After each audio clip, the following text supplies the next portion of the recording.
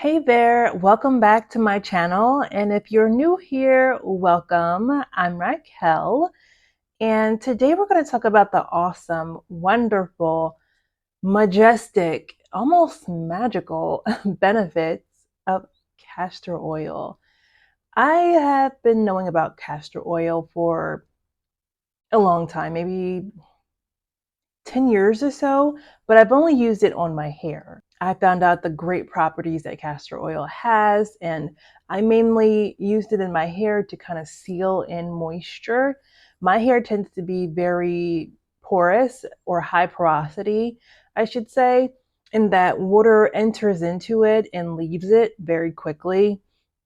So it takes like no time for my hair to be drenched in oil, but it also takes no time for the water to escape my hair, leaving it very dry and very unmanageable.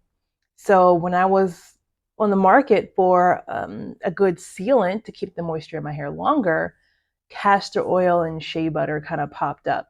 But because I tend to know a little bit more about shea butter, I chose to use shea butter because castor oil and shea butter are pretty thick in their own right. They're pretty thick on their own. And so I chose to opt more for shea butter than castor oil. But I started to get more into castor oil probably within the last few months. I actually got it from my mother.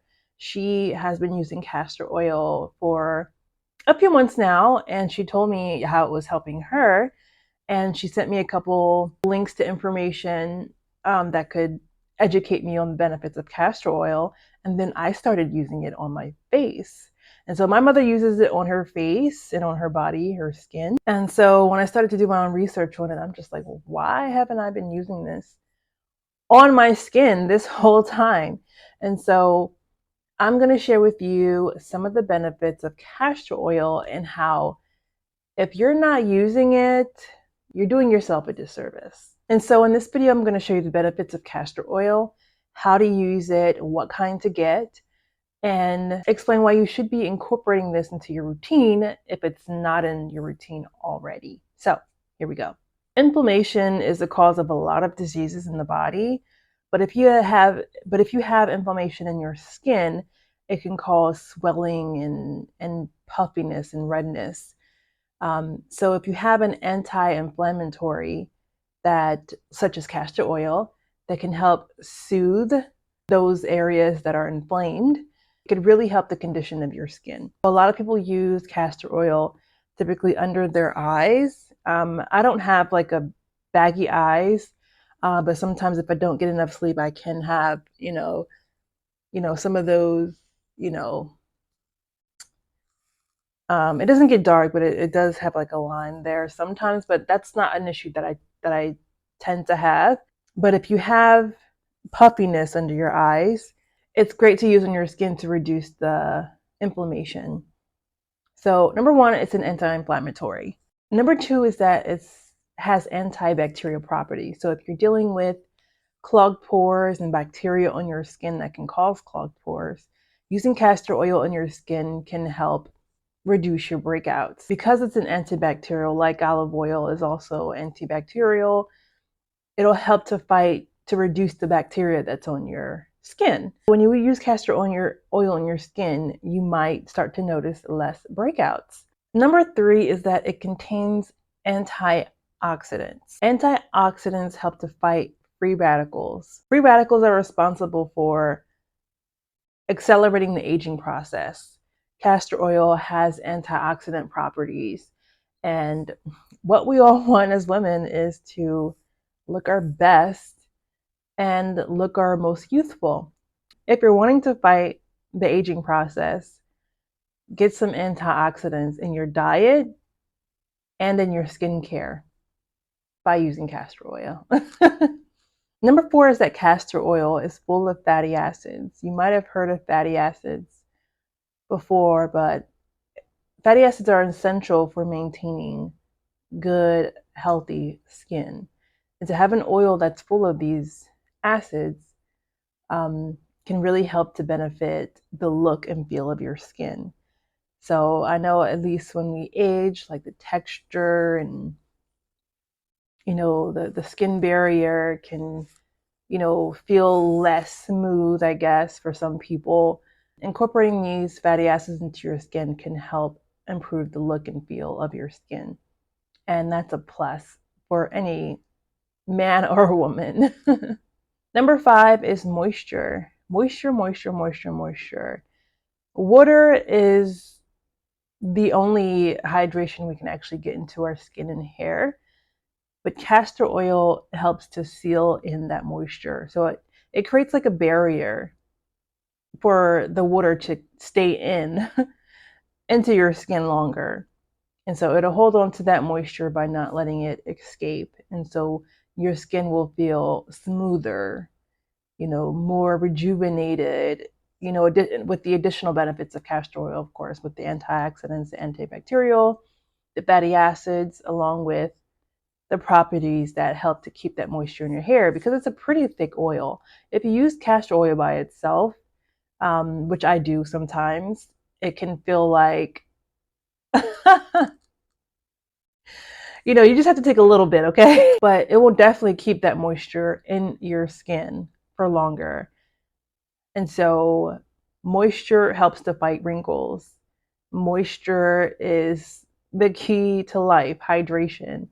So I would say incorporate castor oil, but also get your moisture internally by drinking more water. Not more juice, not more teas, not more coffee, but just plain water into your system. You can freshen it up with some, good stuff. I know people put cucumbers and different fruits and stuff in their water, but just get your water intake. That will help to, in combination with castor oil, to brighten up your face and make it look more youthful because it's moisturized. I'll add in here vitamin E. Castor oil does contain vitamin E.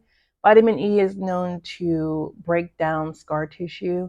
So if you have scars on your skin, I know I have some on the side of my face, like acne scars from who knows when. When I started to use castor oil on it, plain castor oil, I started to notice that it would fade, the dark mark would fade a little bit when I found out the components of castor oil. So this makes sense. I've used turmeric on my skin, different combinations of things, and castor oil, from when I used it by itself, seemed to have worked the best out of all the things that I've used, and it's just one ingredient, just castor oil. From the Greek Empire to the Egyptians, everyone used castor oil. So if it's been around that long, there's something to it.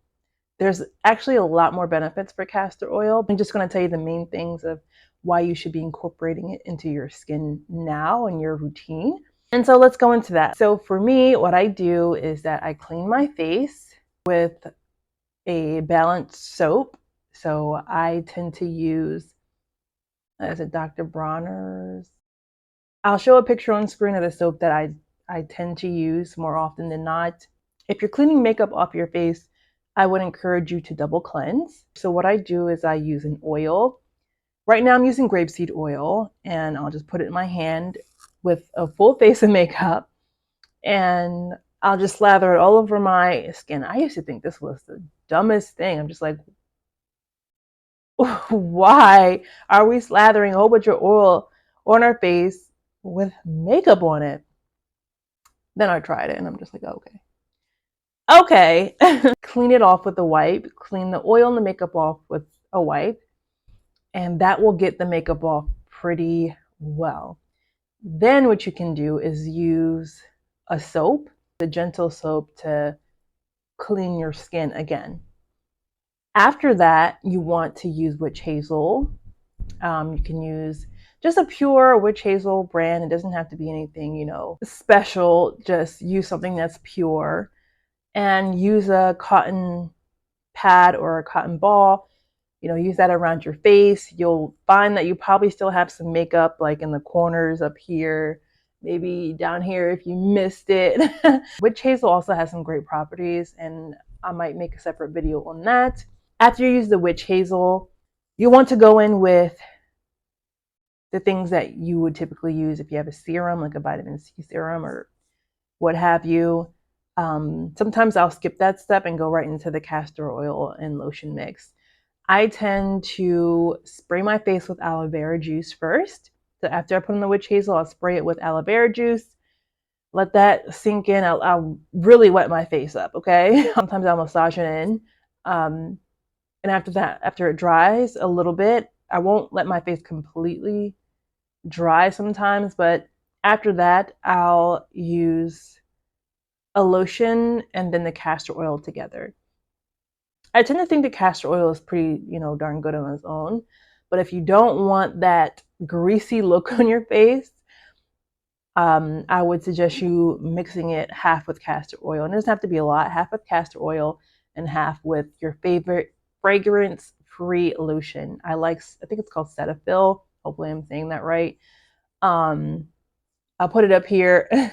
I also list another one that I use for my whole body and my face. It's a shea butter, or you can just use plain old shea butter. I mix those two together, or I'll apply the lotion and then I'll add the castor oil right after that on top.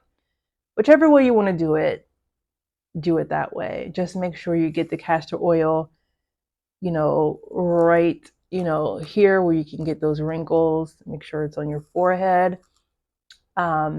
Make sure, all the areas, everywhere on your face, but just make sure. I might just do a whole routine with this and just show you what I do. But that really helps to maintain the moisture in my skin. I tend to wear powdered makeup because my skin is very, very sensitive. And so liquid makeup can sometimes irritate my skin if it has SPF in it. It literally burns my skin. Like the first day I might be able to get away with it. Second day, as soon as it touches my skin, my face is burning. I have to use the mineral version sunscreen to get it on my face. I need the moisture in my skin because I wear powdered makeup more often than not. But those are the benefits of castor oil that I find the most useful and the benefits I've seen in my skin. I'm going to continue using it. It's been maybe like 4 or 5 months so far, but I'm going to keep using it. Quick note, get castor oil that's hexane free, that's in a glass bottle, and that the glass bottle is dark. I'll list the castor oil that my mother uses. I use Jamaican black castor oil just because I had it already. Comment below if you use castor oil on your skin. How has it helped you? Were there any side effects for you? Some people have effects if they have certain skin conditions. Like, test it out. I would say just test it out and see the results. I would use it like a tester on one part of your face, and then once you're in the clear for that, and start using it and give it up to 3-4 months and see what your results are. That's it for now. Thank you for watching, and I'll see you again soon. Bye.